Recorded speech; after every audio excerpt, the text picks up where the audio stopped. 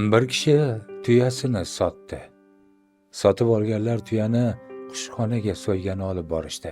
Tuya qushxonaga kirmadi. Qaysarlik qilib oyoq tirab oldi. Barcha urinishlar bekor ketdi. Tajribali bir kishi kelib qolib tuyaning egasini chaqirib kelishlarini, faqat u tuyani qushxonaga olib kira olishi mumkinligini aytdi. Tabiiyki, tuyaning egasi keldi.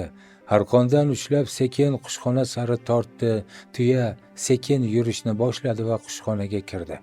Qassoblar darrov pichoqlarni hozirlab tuyani so'ymoqchi bo'lishdi, ammo tuyaning egasi ularga: "Do'stlar, menga ishonib, mening izmimdan yurgan hayvonga men qanday qilib xiyonat qilaman?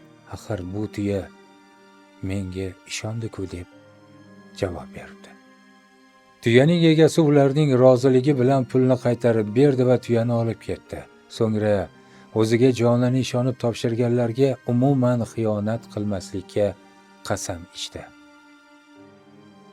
Ajabo, bizga ishonganlarga yoki biz ishonganlarimizga xiyonat qilmayapmizmi? Ularni aldamayapmizmi? To'g'ri, balki bu hozirgi aytayotgan so'zlarim kimgadir erish tuyulishi mumkin. Lekin o'ylab ko'rishga ajoyib bir mavzu.